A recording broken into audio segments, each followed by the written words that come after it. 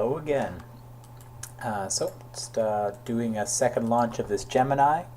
It's interesting. I just wanted to start it at this moment because you can see, notice how this you're getting more and more light on this Gemini. So it's actually gradually being illuminated as the sun comes up. I think that's pretty cool. I think that only happens with DirectX 11 or possibly DirectX 9. I don't recall offhand ever seeing that with OpenGL, but I could be wrong. Anyway, let me just warp it, and the sun will rise here. And you can see it illuminate everything else. There we go. I'll just jump a little further forward in time. So I'm going to try, I'll probably post the launch I just did, but I'll consider that one a little bit of a failure. So I pitched over a bit too early and ended up in a lower orbit than I wanted to be in. So it's in case you didn't watch the other one, that's fine. So it's just the Gemini launch vehicle. I'm doing historical American launches, so you can see launch profiles of these vehicles, and that might help inform your creation of your own vehicles or flying some of these. Because in RP0, people want to kind of create their own vehicles from scratch, or recreate historical ones from procedural parts and the parts we have for them. So this will give you a bit of a primer and introduction to the different launch profiles and behaviors of some of these historical American craft. So Titan II, GLV, the Dash 7 versions of their engines burn hypergolic fuels so they don't boil off on the ground or in a silo in the case of the Titan II. The payload is this Gemini module on top. It weighs 3.8 tons, and it's put into orbit by this just under 150-ton rocket. So the delta V is lower than you'll see from most of the other vehicles I'm showing off, but 9.2 kilometers per second, and it sometimes doesn't even need that whole thing. In the previous video, I got into 120 by 1,500 kilometer orbit. So it has high thrust weight ratio at the start, 1.3 thrust weight ratio, which is higher than the average American vehicle at this time, unless it has like boosters, which just give it a higher boost for the first 30 seconds, minute and a half, whatever the solids are. So let's get started. It not only has a high thrust weight ratio at the start, but it also has a very short burn time. So the Saturn V takes about 15 minutes to get to orbit. This vehicle takes just over 5 minutes, so it's substantially faster, which means higher peak accelerations, higher accelerations on average, higher accelerations always, at the cost of lower efficiency and higher kind of dry mass, because to get the higher thrust to weight ratio on a stage, you've got to have higher thrust engines. Higher thrust engines, of course, but the higher, more heavy engines. And so it means when this stage burns out, it had to carry heavier engines to that point. So I'm going to pitch over a little slower than I did last time. So usually, I wait till about 30 seconds. That actually might be a good metric even for this one, for this strategy I'll be using. But at about 30 seconds, I'll pitch over. Usually that's also at about maybe 50 meters per second or so. But because this vehicle has such an aggressive thrust-weight ratio, it's going to hit high dynamic pressure. We're going to get an orbit absurdly fast, and the flight profile will be different than many vehicles. Okay, so dynamic pressure last time was about 50 kilopascals, so it might be a bit lower this time. So I'm going to start pitching over. So we're going to need to pitch pretty aggressively later on in this, or else we're going to overshoot our altitude and kind of mess up the shape of our orbit.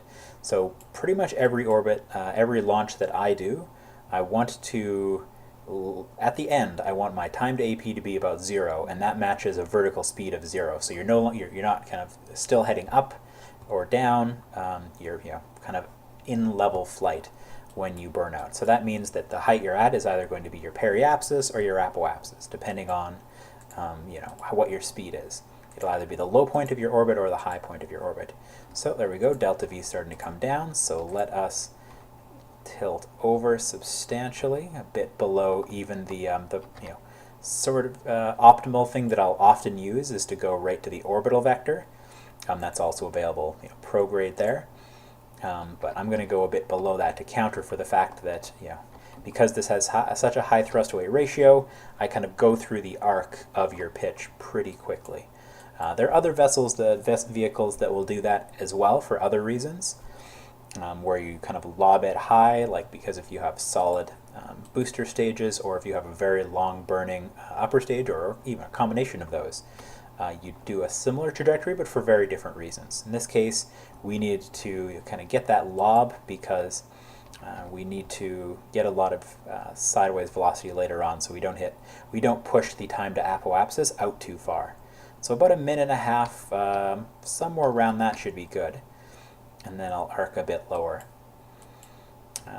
So I generally use smartass for these flights. I'll usually use surface velocity plus and things. And if you want to see me go through that and have a slightly less than optimal orbit, but still very much in orbit, you can watch my previous video with this launch. And yeah, I believe I fixed the transition altitude, so things should look, the ground should look much nicer during this launch. Oh, we're approaching stage burnout. So I'm hot staging this. So if you notice, I lit this engine and now I'm dropping it off. So you need the fuel to be settled. You need the propellant to be listed as very stable for a stage to ignite properly, particularly with something, a vehicle like this.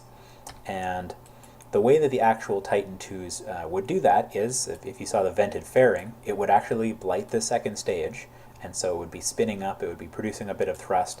Just as that first stage would burn out, this engine would be ready to go, and so you have to start the engine a second or so before launch, or sorry, before second stage separation.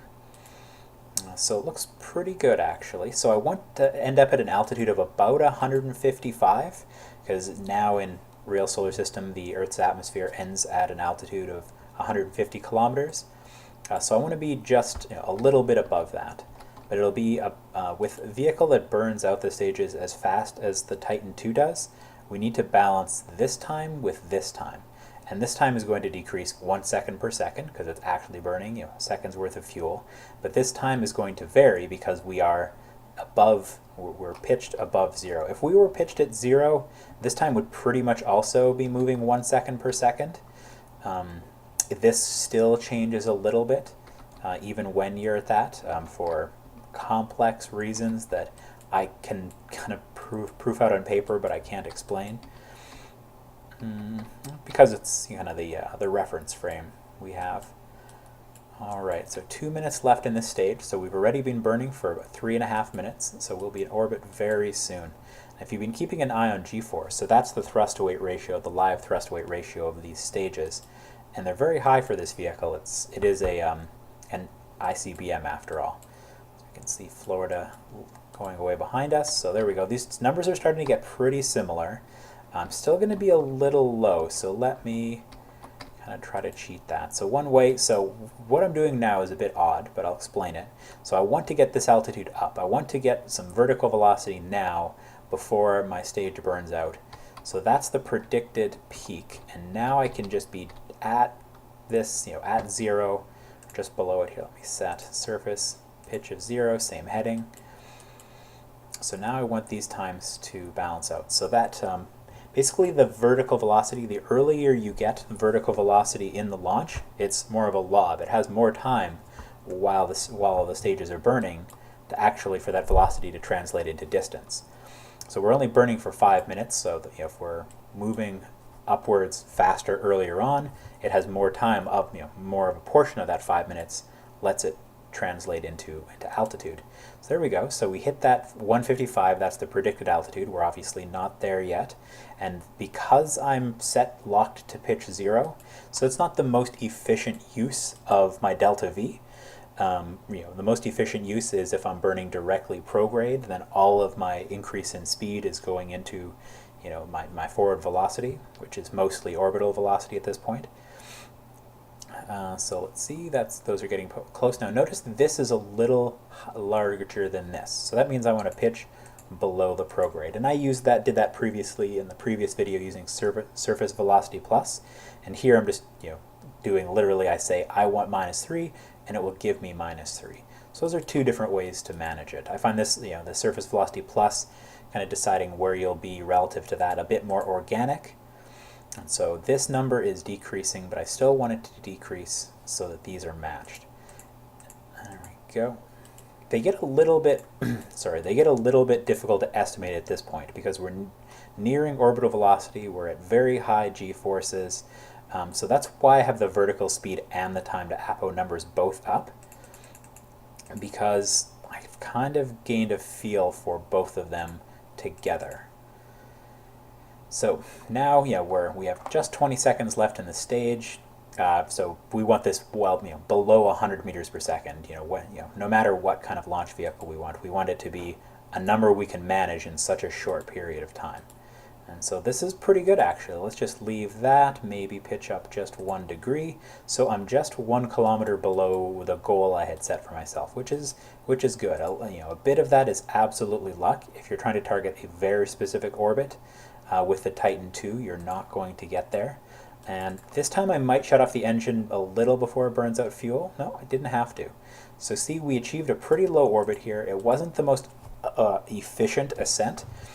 With a bit of practice, I could certainly have got this to 155 by 155, or maybe just slightly above that.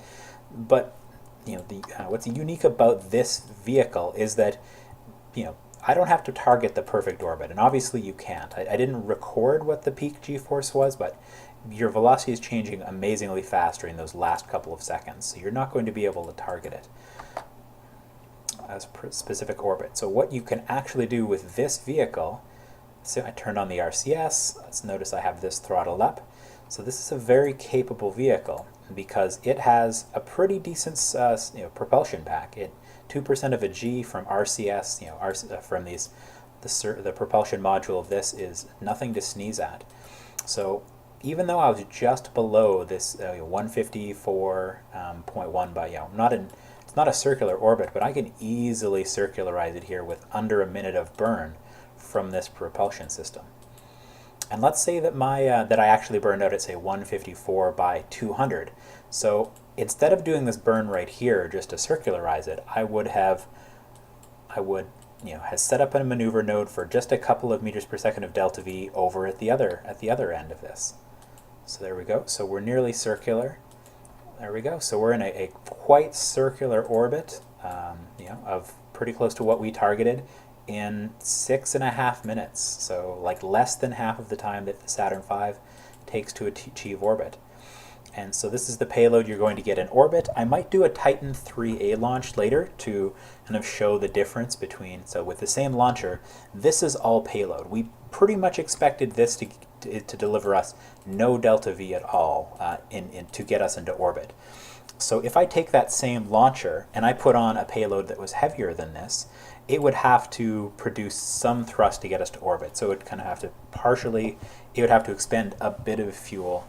So examples of vehicles that really do that are the Atlas Agena, or the Able anything, Thor Able, the Saturn V. So the first stage and second stage burn, and the third stage burns part of its fuel to achieve orbit. So getting your payload to orbit is a little more complicated in that process. And I might do some videos where I show how you do those calculations in the VAB. Let's just see if this, it doesn't look too much better with the extra brightness. But there we go. We used the Titan II, GLV, in order to get the Gemini payload into orbit. And the longest they ever spent in orbit was about 2 weeks. The oxygen remaining is going to lie a little bit here because these systems we have a CO2 scrubber that's taking the carbon dioxide out, and we have a fuel cell which is producing the electricity we'll need while we're in orbit using this oxygen and hydrogen. And actually it's not producing drinkable water in this case because that's historically Gemini, they didn't drink the water. And it's also, some of this liquid oxygen is being converted into breathing gas for these guys. So that's why this number doesn't reflect that whole picture, but perhaps a future version of Tackless will. But yeah, that's how you achieve orbit with a vehicle like the Titan II, where it has a really high thrust-to-weight ratio. You want to lob it a bit high. You're not going to finish off at a high altitude. But really any payload you'll have that you launch from something like a Titan II, you should have RCS control on it. So you can kind of fine-tune your orbit once you achieve those parameters. Thanks for watching. I hope that was instructive. If you want a different kind of take on that launch, I did it slightly differently, achieved a different orbit, same vehicle, same payload and everything, and you'd see the substantial difference I got from kind of 2 manual launches. But it should give you a feel for launching vehicles yourself. I personally enjoy manually controlling a vehicle quite a bit. That's one of the main reasons I play the game at all. But just as interesting in a different way, some people will write software to do those ascents themselves, ascent for them. And as you'll see from 2 launches of the same vehicle and everything, you can get very different outcomes from those launches. So that software is really tricky. Nathan Cal he said he might do an attempt to use the Ascent guidance to put a vehicle like this in orbit, but it is also very complicated, and you'll get slightly different results each time as well. But if you tune the numbers specifically with that, and you only plan to fly the exact same kind of launch vehicle and payload, you can probably achieve the same behavior every time with that. But every vehicle I launch is pretty much a bit different. Even if it's the same launcher, the payload will be a bit different. So for me, it's just not worth tweaking this. If anything, I might use COS, KOS, or borrow somebody else's code or for KOS or something in order to achieve orbit very consistently to the same orbit. But anyway, thanks for watching. Hope it was enjoyable and potentially educational. Goodbye.